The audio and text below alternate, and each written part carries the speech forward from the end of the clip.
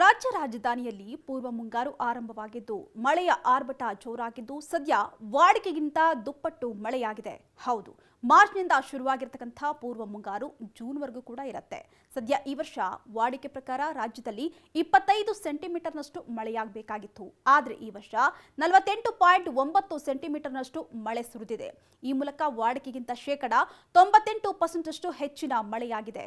ಹೌದು, ರಾಜ್ಯದ ಉತ್ತರ ಒಳನಾಡಿನಲ್ಲಿ ವಾಡಿಕೆ ಪ್ರಕಾರ 22.7 ಸೆಂಟಿಮೀಟರ್ನಷ್ಟು ಮಳೆಯಾಗಬೇಕಾಗಿತ್ತು. ಆದರೆ ಈ ವರ್ಷ 43.1 ಸೆಂಟಿಮೀಟರ್ನಷ್ಟು ಮಳೆಯಾಗಿದ್ದು ಒಟ್ಟು 90% ಮಳೆಯಾಗಿದೆ.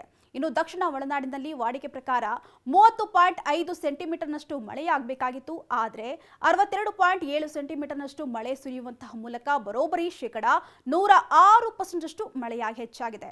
ಇನ್ನು ಉತ್ತರ ಒಳನಾಡಿನಲ್ಲಿ 19.2 ಸೆಂಟಿಮೀಟರ್ನಷ್ಟು ಮಳೆಯಾಗಬೇಕಾಗಿತ್ತು. ಆದರೆ ಈ ಬಾರಿ 33.8 ಸೆಂಟಿಮೀಟರ್ನಷ್ಟು ಮಳೆಯಾಗಿದ್ದು ವಾಡಿಕೆಗಿಂತ ಶೇಕಡ 76% ಹೆಚ್ಚು ಮಳೆಯಾಗಿದೆ. ಇನ್ನು ಈ ವರ್ಷ ಬೇಸಿಗೆಯಲ್ಲಿ ಅತಿಯಾದಂತಹ ಶೆಕೆ ಹಾಗೂ ಉಷ್ಣದ ಅಲೆ ಭೀತಿ ಉಂಟಾಗಿತ್ತು. ಆದ್ರೀಗ ಅತಿಯಾದಂತಹ ಮಳೆ ಉಂಟಾಗ್ತಿರತಕ್ಕಂತಹ ಪರಿಣಾಮ ಶೆಕೆ ಹಾಗೂ ಉಷ್ಣ ಅಲೆಯ ಭೀತಿ ಕಡಿಮೆಯಾಗಿದೆ. ಇನ್ನು ರಾಜ್ಯದಲ್ಲಿ ಇನ್ನು 1 ವಾರಗಳ ಕಾಲ ಮಳೆ ಇರಲಿದ್ದು ಜನರು ಎಚ್ಚರಿಕೆಯಿಂದ ಇರಬೇಕಾಗಿದೆ.